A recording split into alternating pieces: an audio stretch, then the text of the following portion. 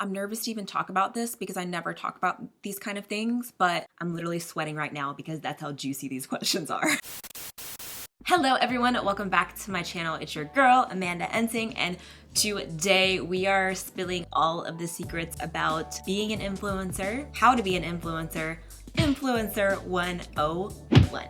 On the daily, I would say I get about a million questions about how to get started on YouTube and Instagram and the social media world. So I decided today I would do my first ever Q&A, spilling all of the secrets about being an influencer. Stuff a lot of influencers don't want you to know, but don't worry, I'm here for you, I got you.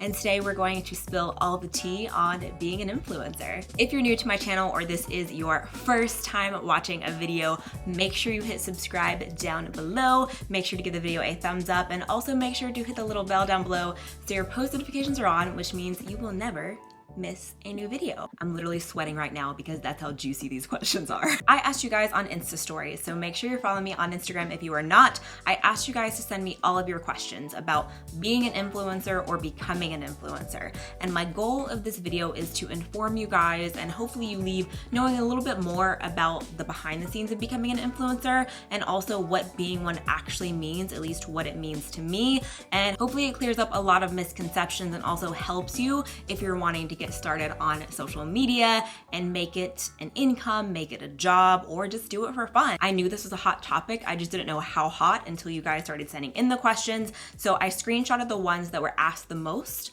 or ones that were really, really unique. So those are the ones I'm going to run through and answer as many as I can. With everything going on social media and in the beauty community, I wanted to shed some light and shed some positivity and hopefully clear a lot of things up. So let's jump right into it. Also, my eyeliner got a little bit messed up. I was out in the heat and I didn't use an eye primer today, so that's my bad. So my makeup looks bad.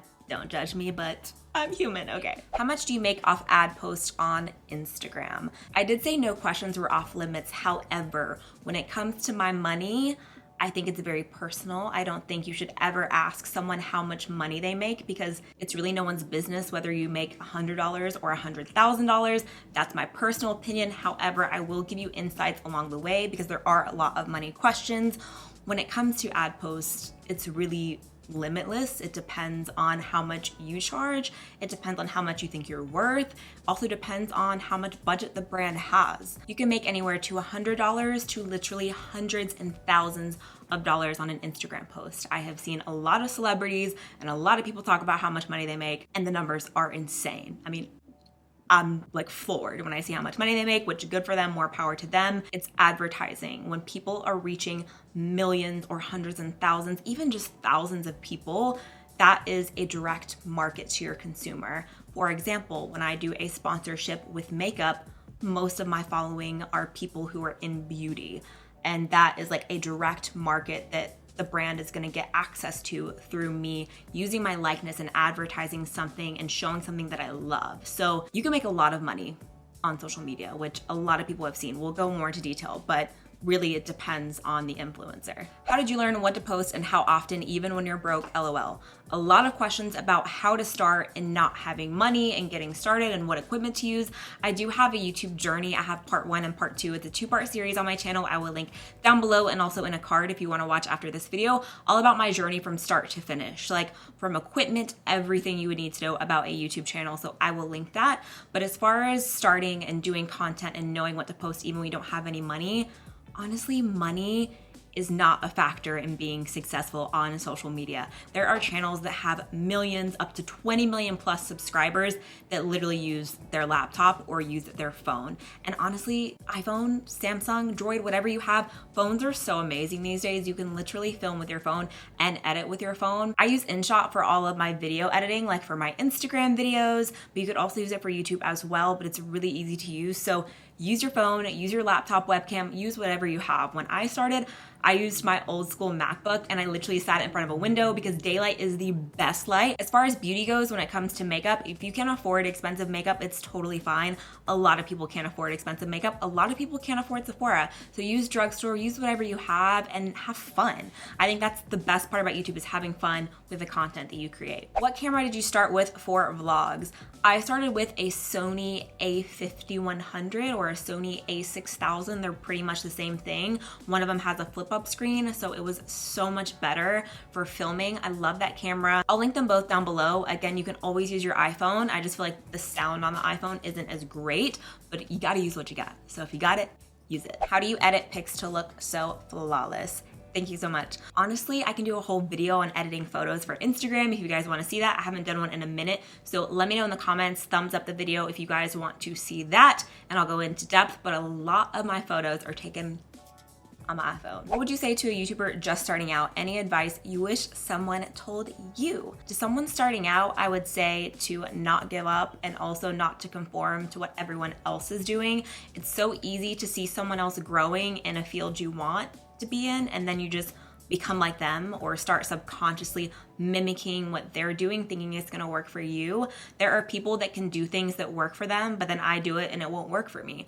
Everyone is different. So I wish someone would have told me to just be me and not be afraid to be me, because when I started out especially, I just feel like I was so lost, which is why I started YouTube, but I didn't know at all who I was, and I feel like I just wanted to be like the people that I looked up to, and there's nothing wrong with that. There's nothing wrong with wanting to be like people that you look up to, especially in social media. There's nothing wrong with that, but I wish I would have embraced my flaws and embraced me more, because I'm super weird. Like, I know you guys only see what you see on camera and that's what you know me as, but I like video games, and I also like to be girly, but then I like to be sporty, and I love, you know, workout clothes and athleisure, but then I also love getting glam. Like, I'm complicated, and that's okay, because that's what makes me me. And no one is gonna be better at being you than you. Like, that is your power, is being yourself. And I wish I knew that when I started. How did you take the leap into starting a YouTube? Honestly, I had been watching YouTube videos for so long that I really wanted to make my own, and I wanted to be friends with the people that I watched. Like, there were so many women I watched when I first started, and I like wanted to be like them, and I wanted to be their friend, and I wanted to be part of the club. So that's when I started. A lot of people have asked how to get started, because a lot of questions I'm seeing are people are afraid to start. Don't be afraid.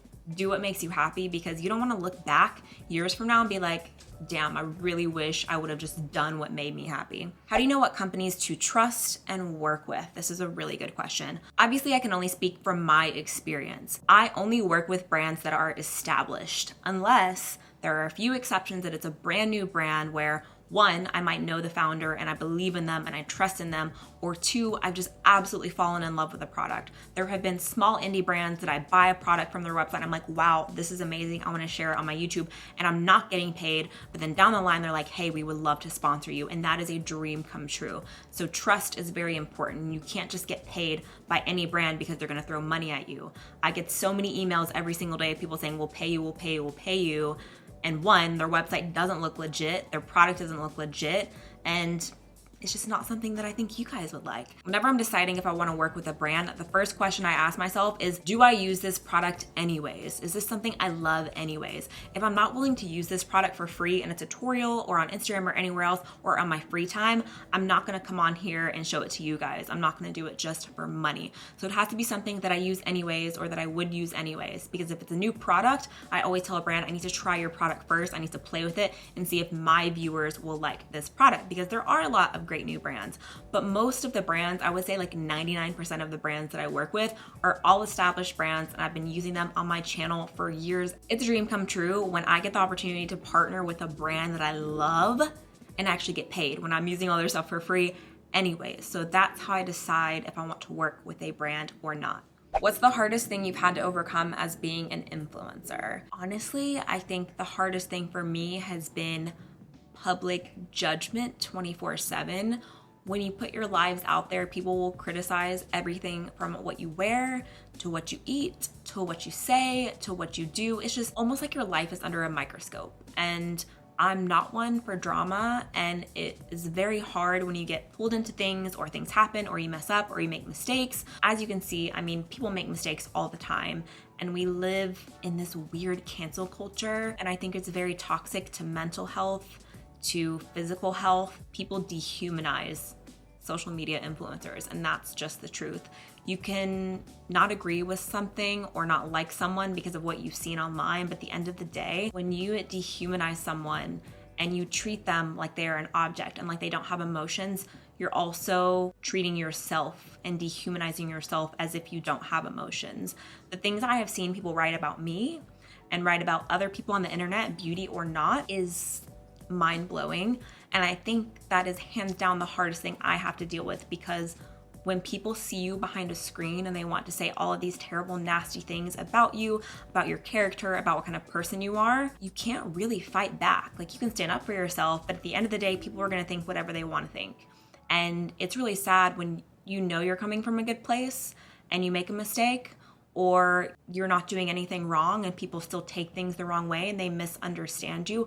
It's very difficult, especially because you're used to being in real life and now you're on cyber life, you're online, and all these people attack you and they jump on a bandwagon, and then you have drama channels, and it's just a bunch of negativity and a bunch of nastiness that is very difficult to handle as a person. I don't care how strong you are, it is very difficult. So before you say anything mean or nasty to someone, no matter how bad of a person you think they are, please reconsider and please think about it, because you really don't know how much you are actually hurting that person.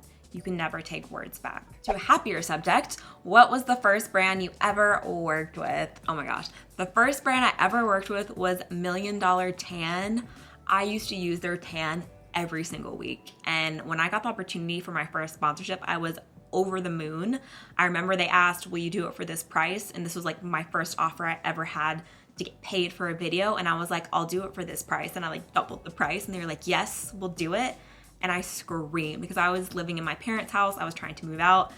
It was such an amazing moment. And the person that gave me that deal, I still talk to today, and she still works for a lot of brands, which is really amazing. Do you think tutorials or pictures get more engagement on Instagram? This depends on the kind of content. When it comes to beauty, I think that some people have all video tutorials on their page, so their audience expects makeup tutorials from them, and I think they usually do really, really well. Me, I'll do makeup tutorials throughout my feed, but not consistently, so I feel like for me, photos usually do really well. However, if I'm doing like a funny little video or a fashion video on my feed, I feel like those do amazing. If you can show your personality through video on Instagram, I think it's 100 times better. There's no formula to engagement. However, I can tell you, when something big happens in your life, something that really means a lot to you, the engagement will spike. I could post a makeup selfie and it does great, but then the next day I could post, hey guys, I'm engaged.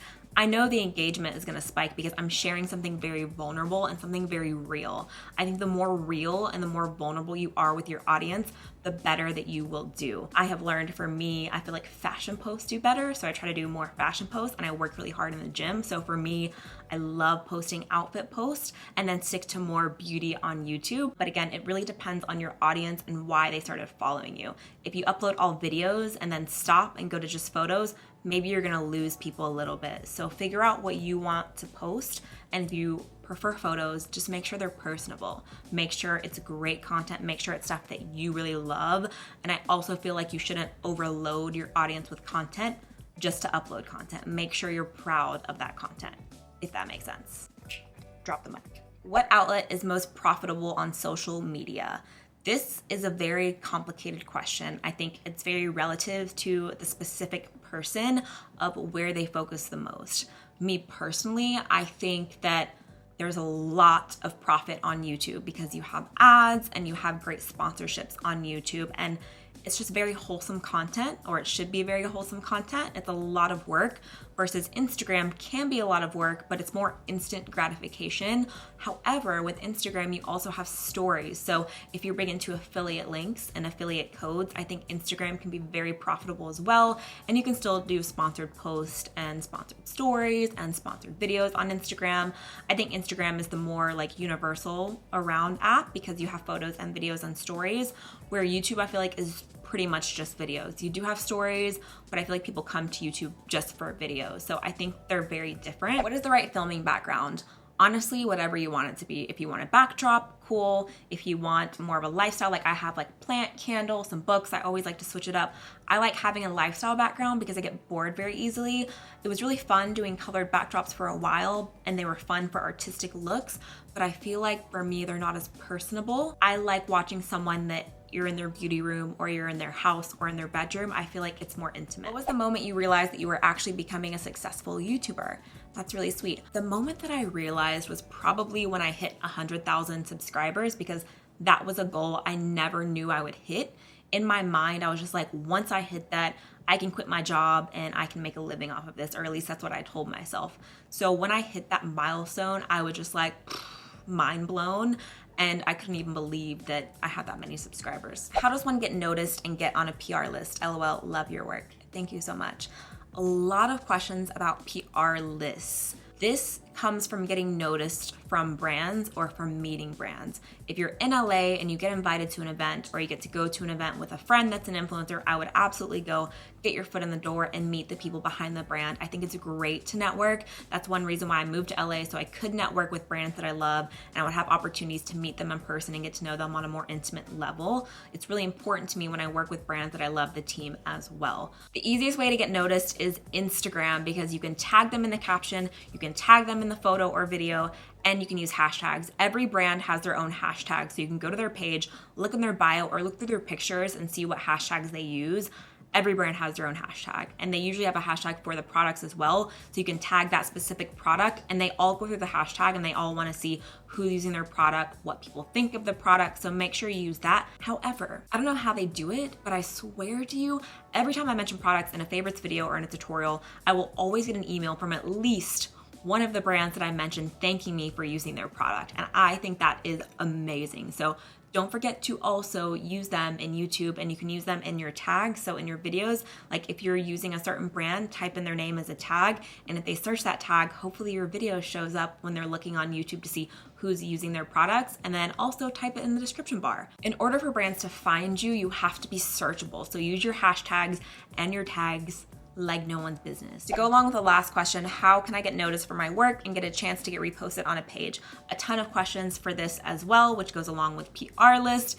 It's all about being searchable and all about people finding you. If you tag a brand enough and they love your work, they're gonna reach out to you, they're gonna notice you, they're gonna like your photo. You can even DM it to them if you want, maybe try it. There's no harm in trying, and say, hey, love your products, used X product here, and maybe they'll notice it and post you on their page. But again, hashtags and tags will be your best friend, and eventually they will ask you to be on their PR list if they want to work with you. Also, don't feel like your follower count is going to dictate if you get on a PR list or not. Obviously, if you have a lot of followers, it's gonna help a lot, and they're gonna be more inclined to send to you because they're like, oh, a lot of people are gonna see my product. However, I have seen people as small as a couple of thousand get on PR lists. It all depends on the brand, how they run, and how much they love your work. What was the hardest thing when first starting out as an influencer? For me personally, it was just getting noticed and just getting people to know that I was alive, to be honest. I think my first video only had like 10 views, and I was like sending it to all of my friends, so it was probably just all of my friends that were watching the video and my parents. So I think the hardest thing is just getting noticed and getting people to find you. But I kept uploading, and when I would upload, I was just like, okay, people are gonna see it this time, people are gonna see it this time, and I just didn't give up. And when I kept uploading, finally I got noticed, and then it would jump to 100 views, and then 500, and then 1,000, and then all of a sudden I started to get people following me because I was consistent and I was posting a lot. How do you time manage? This is something that I think can make or break you, especially if you're not organized at all, because when you do this, you are essentially working for yourself, and no one's gonna wake you up in the morning and say, you need to film, you need to do this. You have to be disciplined to want it and to want to keep doing it. Best case scenario is having certain film days. I have tried that, I still try to do that, but sometimes you're not inspired, and sometimes you just don't have the idea to film that day, so that can be hard with, like, I'm gonna film every Monday. If it works for you, more power to you. I like to schedule on a weekly basis. So at the end of the week, I will plan out my next week and plan out which days I'm gonna film. And sometimes it's spontaneous, but I like to make sure when I'm planning meetings or lunches or events or anything else that I'm gonna do for that week, I like to make sure I have my set day or two of the week that I'm gonna film. And if I can do a whole day, I will knock out a ton of videos that day and have them ready to go. How much goes into it behind the scenes that not everyone sees? Is it all consuming? This is a great question. When social media is your career, it takes every day, all day, 24/7, even when you don't think you're working, you're actually working.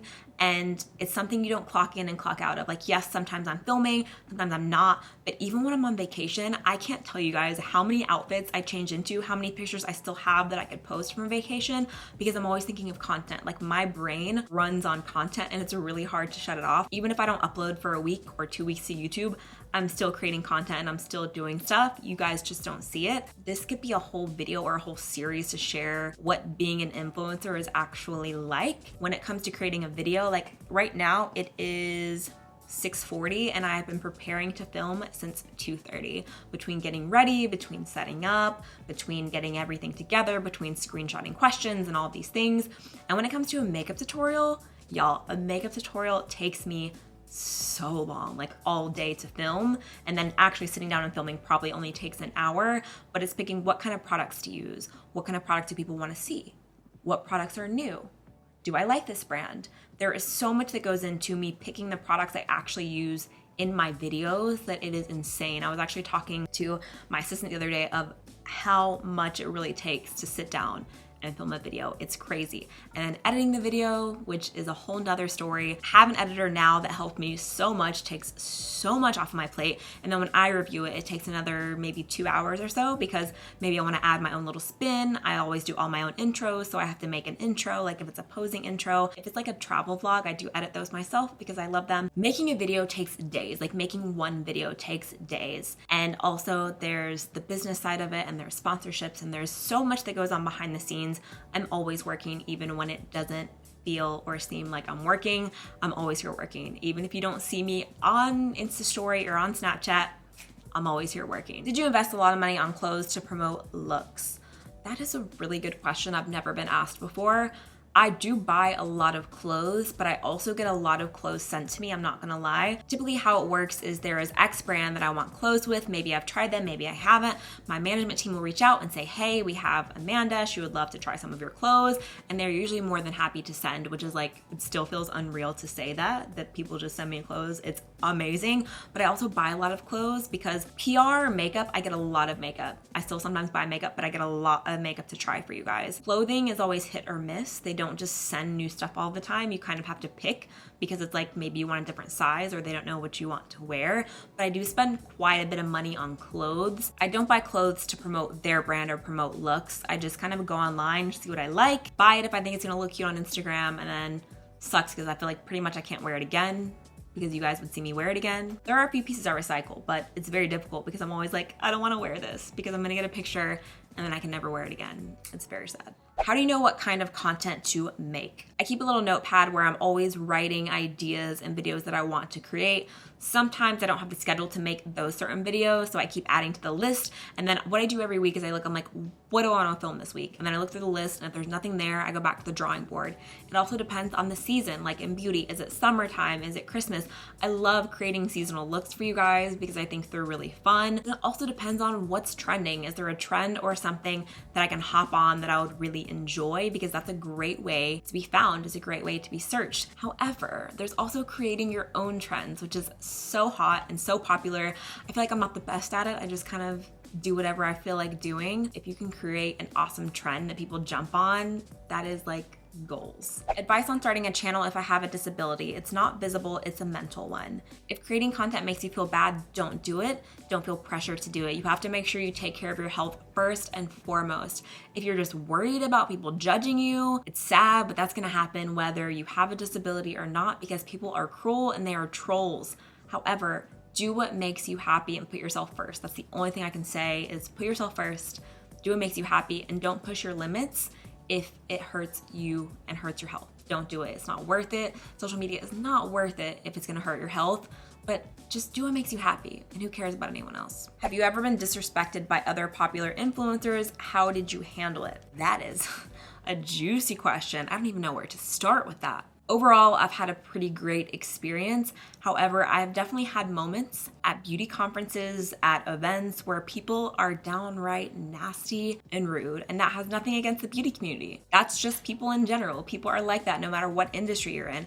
I've had people literally turn their back for me because I guess they didn't want to talk to me. I don't know. I'm not going to name names because I think it's really tacky and I don't think people should expose their dirty laundry like that. And I've definitely been burned a lot by people and things that people will probably never know because it's no one else's business. But I deal with it and I move forward and I keep doing me. I've had people unfollow me because their head got too big to fit through the door and they forgot people who really cared about them and people who were really there for them, and they just, I guess, thought they were too good for me. So whatever, it doesn't matter. I've also had people passive aggressively tweet and talk about me, but yet they follow the most problematic people. The thing about social media is people like to use each other for clout. So a lot of people will forget all the bad things someone has done because they think they can use them. And while everyone is against them, someone will come up and say, oh, I'm here with you, I believe in you, just because they want to use them. And then once they've used them, they throw them away and they're on to the next one. That is a big reason why I stay in my own lane, just because I don't want to deal with that. I don't want to be used. I'm not garbage to be thrown away. I'm amazing. And if you can't see my worth, then that's on you. But I'm not going to not see my worth. I'm never going to be the one to not see my worth. What things have you decided not to share with the world? Like, what do you keep private? There are a lot of things that I keep private. I keep my business private. I keep my relationship private. And also when people have done me wrong and burn bridges, I also keep that private. And then I keep my family private. I do share snippets here and there and pictures and little videos, but it's very important to me to have a life outside of social media. It's healthy for anyone. If you share everything and anything, I think it can be very toxic very fast because you start looking to social media to validate your self-worth when no one can validate your self-worth. Having followers does not make you happy. It does not bring happiness and a perfect life. It creates a lot of amazing memories. You get a lot of great opportunities. It's amazing to be successful on social media.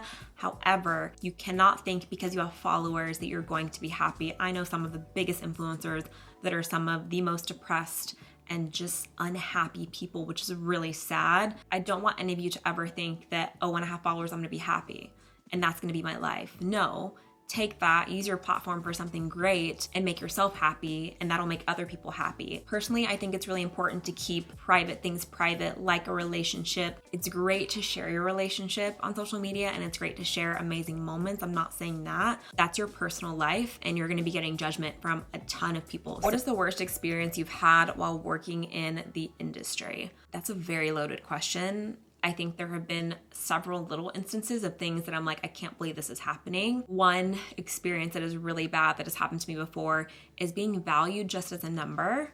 I think from a business standpoint, it's not personal, it's just business, but there are some brands that try to make it personal and they pretend like they're your friend, but at the end of the day, they just want to use you and they just want to use you for your platform. And then they only treat you as a number. No one wants to be treated as a number. Like, going back to my last question, I think another terrible experience was going through a breakup and going through a mistake on social media. The whole thing with my first merch launch and then with going through a really long relationship that I was very active with you guys in, going through that breakup publicly. Those were very, very hard things for me to deal with because you don't really know how to deal with it. You just deal with it the best that you can, and maybe you don't handle it correctly, but at the end of the day, we're just people filming videos for fun. And it's not like we are experienced in PR or we know what to do. We're just being ourselves. So I think both of those were very difficult. Going through hard things publicly for the world to judge you is so difficult in so many different ways. And then people never let it die. I think that's one of the worst things. Like, I still see comments of, oh, but she stole this, or oh, she dated this person. It's just all of these things all the time that were so long ago, and people grow and they change and they learn. I think it's definitely hard when people judge your character and you have to deal with those things publicly, and people never think it's enough. Like, no matter how many times you apologize, how much you show that you've changed, it seems like it's never enough. And I think that's very hard. How do you get over feeling out of place when you're first working to become an influencer? I don't think you should ever feel like you're out of place. Everyone starts somewhere. You can't just start and expect to have hundreds and thousands or millions of followers. Everyone starts somewhere. So be confident in you. I think confidence is so beautiful and so attractive. How did you get over the weirdness of talking to yourself in a room? I mean, at first it was super awkward because I'm like, am I doing this right? It feels just weird, but eventually you get used to it. I prefer being in a room talking to myself, talking to a camera than I do on stage talking in front of thousands or millions of people. Like, I don't think I could do it. But on my camera, I can do it because I'm in my own little space, I'm in my beauty room, and I can control it. So I personally prefer it. The only weird thing for me is when someone is listening to me. It just makes me feel so awkward. Like, I literally will make Raphael go upstairs or go in the office or go somewhere else because my beauty room doesn't have a door, and I'm like, you can't hear me. It's awkward. I don't like people listening to me because I just feel like I'm being watched. It's weird. I don't know. At what point is someone able to quit their full-time job and just do YouTube? That is a great question. That is also a question that I asked myself so many times. And honestly, I still kind of feel like there's no correct answer. There's no solution. It really depends on your bills, how much money you need to make each month to quit your full-time job. And if I were you, I would make sure you're making at least what you make now to get by before you quit your job. And it really depends, again, on views, how much money you're making. I don't think it has to do with the subscriber count. I feel like a lot of people, including myself years ago, thought it all had to do with follower count, when in reality, when it comes to AdSense, it has to do with your view count. So on YouTube, obviously the more views, the better off you're gonna be. So put out that content and get those views. How did you get people to like you and support you? Honestly, I don't even know. I feel like I'm so weird, and I feel honored that people like me. A lot of people don't like me, a lot of people like me. I feel honored even for the haters because they still watch, so love you too. I think just being yourself and people will like you for you, and the world is so big and so diverse. So if you're super outgoing, there are a lot of people that are gonna love that. If you're more of an introvert, people are also gonna love that. There's different people for everyone to watch. That's the great part about social media, is you gravitate towards people that you like. So don't worry about getting people to like you. I feel like that's the worst way to gain followers. I feel like that's what I did in the beginning. It's so awkward. I hate watching my older videos. It makes me cringe. Just be yourself. Is the beauty community actually really just shallow and ugly? Honestly, I don't think the community as a whole is shallow and ugly. I think that people love drama. It's like reality TV. People love it. I mean, I love reality TV. I'm nervous to even talk about this because I never talk about these kind of things. But if I'm being honest and vulnerable, I feel like in the beauty community, a lot of people think that they need to be involved in drama or create drama to get views, when beauty used to be about makeup and reviewing products and tutorials and more talent and personality based, even if you're not good at makeup, but you're fun to watch. Like, I follow people who are amazing at makeup. I follow people who aren't as talented at makeup, but I love watching them do makeup and I love their personality. I see people trying to gain a following by bringing down other people, and that makes me, one, upset, but two, it makes me so sad more than anything to think that people think their talent isn't enough. Like, they think that their talent in beauty is not enough. Their passion for beauty is not enough. They have to create drama or bring people down or get involved in drama to gain followers. That to me is like devastating. And I'm like, what is the beauty community? However, there are so many amazing, talented makeup artists and makeup lovers who I've started following, and I'm still always looking for new people to follow. I don't care if you have 1,000 followers or 1 million followers. Honestly, I've started unfollowing a lot of people that were bigger that I used to look up to because they never liked my pictures, they never supported me, they'd say hey to me at events, but never text me back or never talk to me because I guess, you know, they're on their level.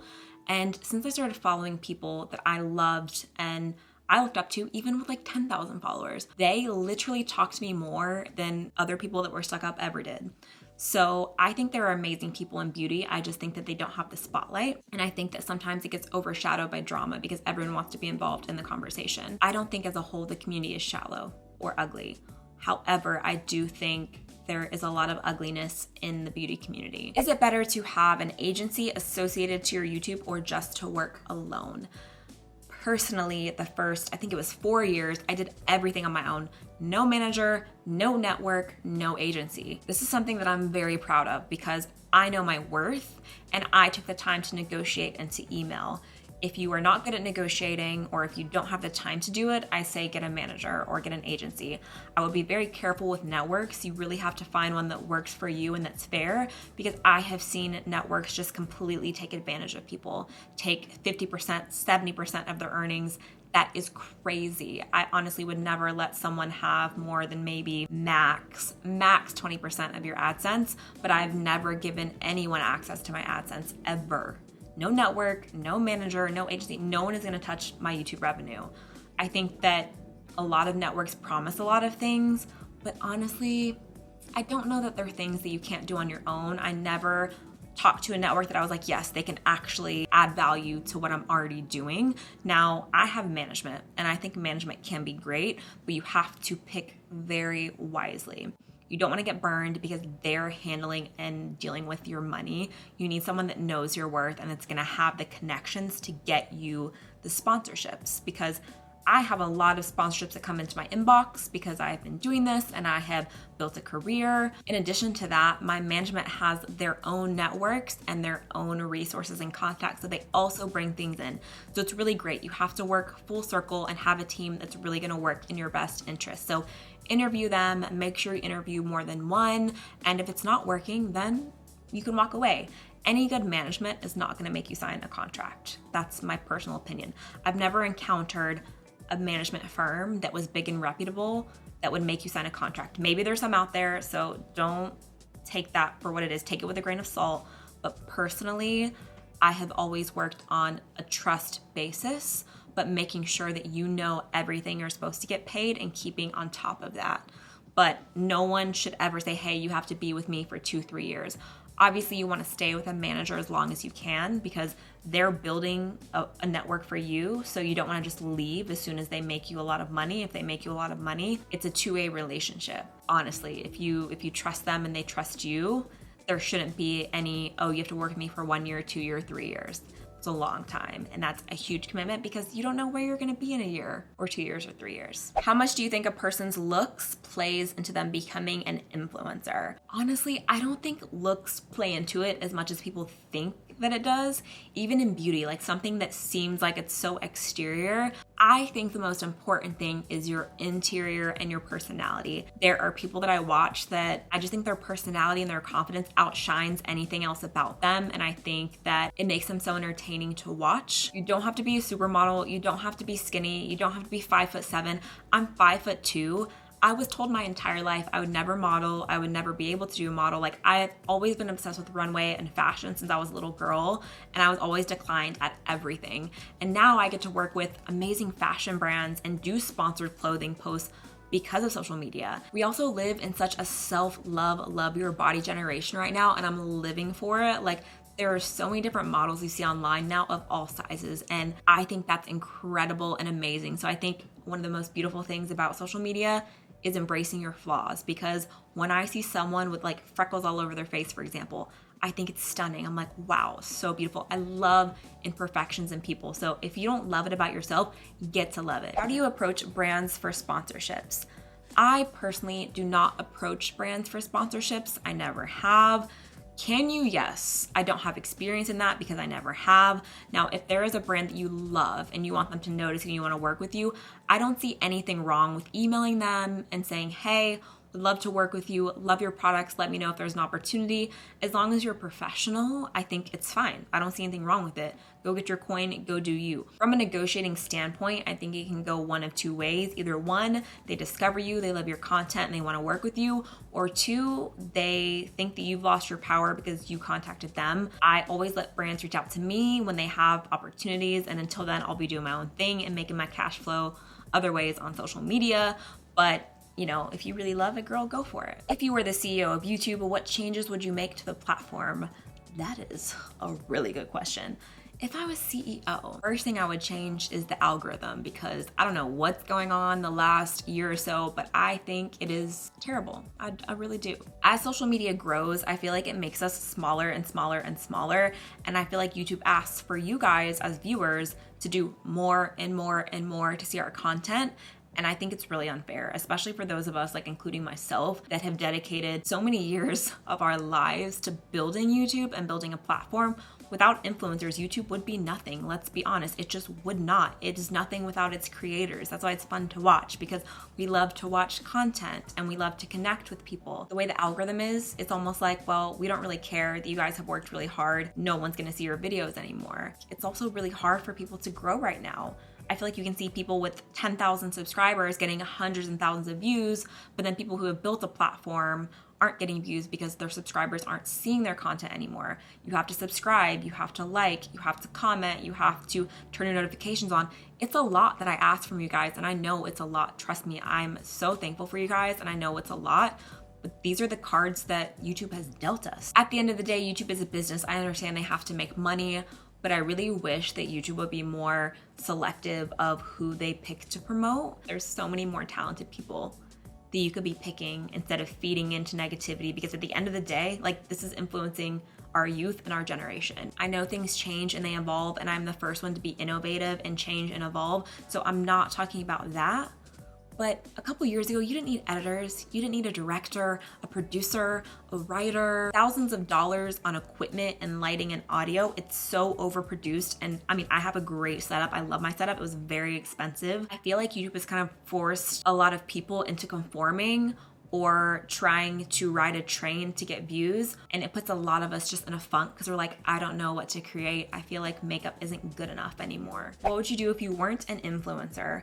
If I wasn't an influencer, I would definitely be working in cosmetics, and I would want to be working in product development or starting my own cosmetic line. Well, eventually I would for sure, even if I wasn't an influencer, but cosmetics is my passion. Have you ever lied about a product to get free stuff or a free trip?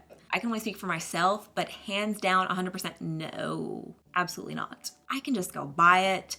If they don't want to take me on a trip, I can just go on the trip myself. Like when I went to Mexico, I had the best time in my entire life. Like, no shade to brand trips. I love brand trips. They can be so amazing, but at the end of the day, it's not worth lying about something to get an experience or to get a product. How do nasty comments not get to your head sometimes? Honestly, they do. I think if someone tells you they don't, they're lying, because we're all human. People do crazy things, people do bad things, people do shameful things, people make mistakes. I don't ever feel like it justifies the negativity that people get. Like, when you have thousands and thousands of people attacking you, it's just, I hope the day never comes that someone does something to themselves or does something harmful because of the internet. How do you get all of your fabulous shots? Does your boyfriend take the pics? Tripod? Need all the tips? Again, I can do a whole video on Instagram, photos and everything like that, but Raphael takes a lot of my photos whenever he's around. He's the best. And we also ask a lot of people around us to take photos. Like when we were on vacation, it was just us. There were so many comments asking like who took our photos, and it was literally just random people. Like, a picture of us in the jungle with the sunset that I posted, literally a lady was like, hey, let me take a picture of you guys. And I was like, really? And then we got those photos. And then when we were in the water, I just asked the person that drove us on the boat, hey, can you take some pictures of us? And all the pictures were on my phone.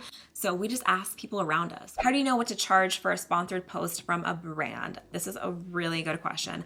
I think knowing your worth is everything. It is so valuable. And in any case, I would always say charge more than less. And you're probably like, what? Yes, because they will always negotiate down. That's business in general. A few things that help me out a lot is one, looking at how many followers do I have and how many people do I reach. So you should be able to see your insights on Instagram, especially if you're a business page or an influencer page, or I think they call it artist page. I'm not sure, but they recently changed it. And then on YouTube, you can look at your analytics. So how many views are you getting? How many comments are you getting? What is your reach? How many followers do you have? So looking at followers and engagement. And the next thing is knowing, what is your sales power? How much can you sell? How many people are buying products from you? If you do an affiliate link, I think it's a really good way to kind of test and see how many people are buying products. But that also can depend on how good is the product. Do people really want this product? Are they interested in this product? And how many other people have affiliate codes? But also thinking, okay, if I am promoting a product that is $10, how many do I think I can sell? If you think you can sell 10, then 10 times 10 is 100. In that case, I would say maybe charge $50, because you know that if you're gonna sell 10 items, the brand's gonna make 50 and you're gonna make 50. And that's a pretty big commission split. That's 50-50 if you're thinking at it from an affiliate standpoint, which rarely happens, but I'm just like thinking out loud with you guys. So depending on how much you think you can sell, you can kind of base your price off of that, because maybe a brand wants to, give you $100, but maybe you can sell for them 50 products at $10. That's $500 and they want to pay you $100. So maybe you think you're worth more than that. It really just depends. That's one way that I would look at it, because it might seem like $100 is a lot of money, but if you're gonna make them $1,000, you're getting a lot smaller of a piece of the pie of sales that they wouldn't get without you. So that's just my 2 cents, but I would definitely say talk to other influencers who charge if you can and you have access to them. I know when I was starting out, I talked to a lot of influencers bigger than me, and that helped me a lot because they were very candid and they talked to me and they helped me a lot. And then also just knowing my worth, see, you know, what kind of budget the brand has. You can also ask them, what's your budget, and see what they say. And then maybe their budget is more than you would have charged, and then that works out for you. Any behind the scenes unknown tea or drama you can share, the juicier the better. I don't think it is classy to air out your dirty laundry, and that's not what I'm about here. So, did you always want to be an influencer? No. And I feel like that was the beauty in my journey, is that I did this and I started this just because I genuinely loved it. Like, makeup saved me, YouTube saved me, and I was in such a dark place in my life, and it just brought me out of the darkness into the light. And it gave me a purpose, and I discovered my passion in life. I was never passionate about anything before makeup, so it changed my life. There's nothing wrong with wanting to be an influencer and being on social media. I think it's amazing, like the way it is now, it's so popular, but make sure you're doing it for the right reasons because it makes you happy. Don't do it for clout, don't do it for money, and don't do it for followers, because if you do it for the wrong reasons, you will be very disappointed when you get there, if you get there. And I feel like people are very quick to call you out on your BS. So, do you regret any sponsorships you've turned down? Has it affected you as an influencer? I don't regret anything I've ever turned down, because if I turned it down, either I didn't like the product or they didn't know my worth. And if they didn't know my worth, trust me, they always come back. Brands will, I love brands, but they will try to get away with anything, because at the end of the day, they're a business and they have budgets and they are gonna try to get the best deal they can get. I totally understand. Also, if I didn't like a product, I definitely don't regret turning it down, because money comes and goes, and I truly believe if you're passionate about what you do, the paycheck will come. How do you deal with people who make fun of you as you're starting up? Give them one of those. People that are gonna make fun of you and pick at you when you're starting this are honestly just insecure, and they're afraid that you're gonna be something amazing. So the more people that make fun of you, the better, because it's a better indicator that they really believe in you and they see something in you and they're intimidated by you. So, is there an influencer you looked up to and finally met and then turned out disappointing? Yes. And again, I'm not gonna name names, but no shade. Everyone that has been rude or not what I expected when I met them, I don't even know what they're doing now. That's being honest. Is it hard to have genuine friends in the influencer world? Yes, I'm not gonna lie. Yes, it is very, very difficult. I think it's difficult to make friends because of 2 things. One thing, you don't know who's gonna use you. Also, I think it's difficult because on the other side, like for me, for example, it's hard because they're thinking what I'm thinking. So I don't know if they're gonna use me and they don't know if I'm gonna use them. It's like a 2-way street. I have tried so hard in the past for people to be there for them and be genuine, never ask for a collab, just try to be there as a person for them. And it never went anywhere because they're paranoid of everyone and anyone. And instead they just continue to be friends with toxic people and be in drama. And I can't control that. In beauty anyways, people don't know what a good friend means. They really don't. I'm just being honest. Everyone wants to play the victim and they don't know what a good friend is. And when they have a good friend in front of them, they don't care because it's almost like they like the toxic relationships and they just don't know it, like subconsciously. I don't really get it, but I've just kind of stopped and I just do me. And if you want to be my friend and hang out, cool, let's chill. And if not, it's fine. Do your own thing. But it is very difficult. Can you still go to public places like the cinema without getting recognized? You guys, I can't even step out my house. There's paparazzi everywhere. I'm kidding. Yes, I can go anywhere. I definitely feel like anywhere I go in LA, I usually run across someone, and that is always really awesome. I've only had a few like weird experiences meeting people that was kind of like awkward, but 99% of the time is always amazing. So if you ever see me, come say hey. I'm gonna be real. It's more awkward to me if like you're sitting behind me or near me and then I leave and you DM me or you comment saying, just saw you here, you're so pretty or whatever, because then I feel like I'm being watched. That is always kind of like, I'm like, wait, what? Like, who are you? What did you look like? I know people get shy, so I don't want you to feel like you can't message me if you saw me. Like, I'm not trying to say that, but just being real. You should just say, hey, I won't bite, I promise. Biggest misconception that people have about becoming an influencer. I think there are so many. I think one, it's that we're not humans and we don't have feelings and you can say whatever you want and judge our lives and we don't care because we have the perfect life. I think that's the biggest one. in addition to people think we have the perfect life. Remember, Instagram is a collection of your best moments. Like, rarely do people post like, hey, I'm depressed today. Hey, I'm having a really shitty day. Hey, like, I just had the worst day and I got fired from my job. People don't post that much. No one has the perfect life. I know it's hard to imagine that we're all human, but we're all human. We all deal with problems and struggles and emotions and life. Life is hard. So I think it's just that people don't think we're people. What are things to look out for when you post a picture or video when it comes to privacy and protection? I am very private when it comes to that, like posting stuff. I feel like I'm always overprotective. Like, usually I will not post I'm somewhere until I leave. And yes, that might sound extreme, but you can never be too careful. I feel like I'm a paranoid person. I really am. Probably shouldn't be, but I am. So I'm very cautious about posting location and where I am until I leave. Even when I stay at hotels, like, unless I know I'm well taken care of, I usually won't post until I'm gone or I know there's security. And I know it sounds crazy me saying out loud, but you never know. The internet is a big place. You never know who's watching you. And that sounds super creepy, but you really never know. How does it feel to have so many followers? Honestly, I just feel like, one, it's unreal. It doesn't feel real.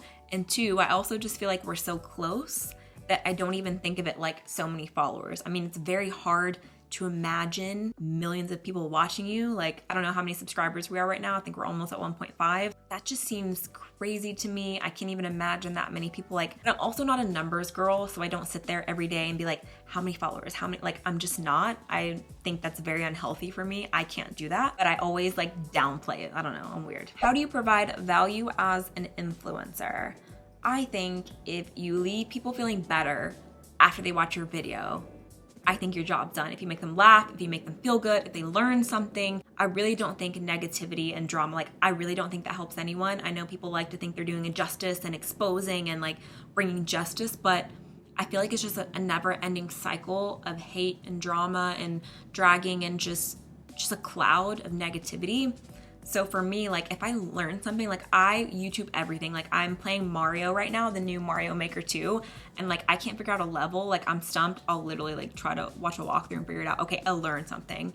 If someone makes me laugh, I gotta laugh, made me feel better. Or if I just enjoy someone's personality or they inspire me, like, that's valuable content. You literally are adding value to someone's life. Do you ever miss your old normal life?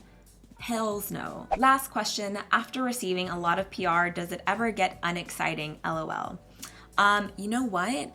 I always get excited to get boxes because back in the day when I couldn't buy anything, like, if I would buy anything online, like when I was broke, it was like Christmas. I was so excited. I didn't even want to use the products. Like, you know when you get something new and you don't want to use it because it's just so fresh? I am always excited to get PR. However, it can get stressful and it's such a first world problem. Like, oh, you got makeup, like you're stressed. It's stressful in a sense of, I want to open it and show it to you guys. Getting so much makeup, I don't want to waste it. So that's why I try to do a lot of giveaways. But also there's so much new makeup all the time. And it gets really stressful because I'm like, what do I use in my video? How do I show everything? It's just a lot all the time. That's the stressful part, is trying to show it to you guys and balance content and balance life. That is the stressful part. But I'm always excited. After I film, I'm actually gonna spend the rest of the night going through some new PR. So yeah, I think I'm going to end the video there. I hope you guys enjoyed it. I hope you learned something about me, learned something about getting involved in social media. And if I missed your question, didn't answer your question, you have questions, please leave them down in the comments. Thank you guys as always for watching. If you like this video and you want more, make sure to thumbs it up, hit subscribe down below and turn the little bell on, click it so your post notifications are on. I've been talking forever now, like it's been hours. There were so many questions, I didn't even answer all of them, not even near all the ones that I screenshotted. So I love you guys so much. Thank you for watching and I will see you in my next video.